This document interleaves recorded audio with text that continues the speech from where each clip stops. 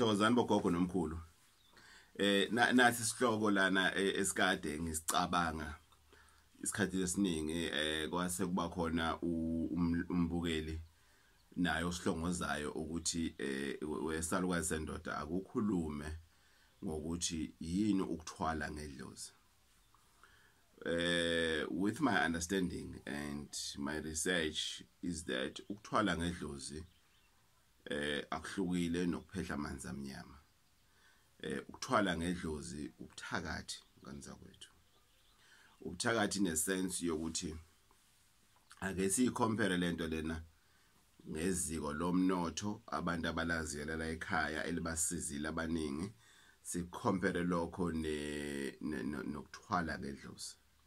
Ezikweni lomnotho sisuke sisebenzisa isidalwa sakini esikade sinemali noma esikade sinesimo somnotho esikade sindlondlobele sisenze sithi naye lo mbhekeni phela ningamkhohlwa naye lo asisho ukuthi lesi sidalwa lesi singabe sabheka amanye ingakho la ekhaya igubhu zididiyelwa akhona esupermarket awumane ufike lana nemadlana yakho uthi uzothenga isigubhu bese uphuma uhamba siyadidiyela isigubhu ngoba ngiyangicikelele ukuthi isigubhu kufanele ukuthi mangisenza ngisixhume nabakeni abekade bephethe inhlanhla nabakhuthele ukuthi bayokufunela inhlanhla kodwa kunesigubhu okuthiwa isigubhu selokhuzana seDlozi isigubhu sokuthwala ngeDlozi.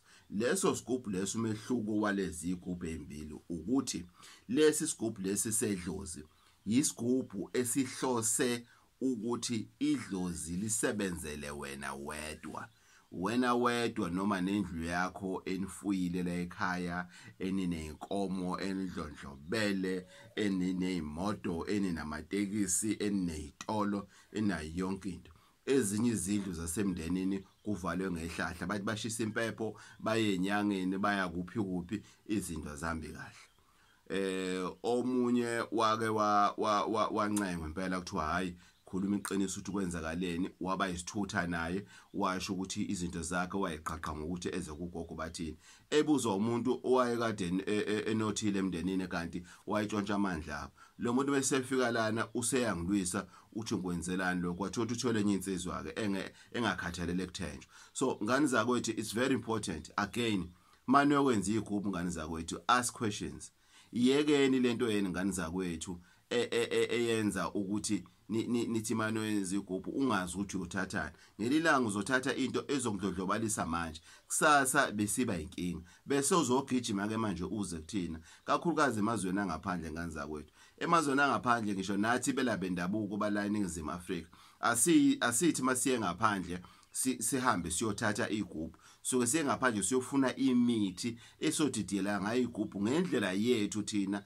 yalana eNingizimu Afrika. So be careful ngani zakwethu ngiyanicela bafowethu be careful don't do ukuthwala ngeDlozi kuyingozi ngoba kuubuthakathi umuntu maye ethola insizwa emsebenzayo ngempela umuntu owaziyo umuntu uzoyidiliza yonke lento le. So ngani zakwethu be careful.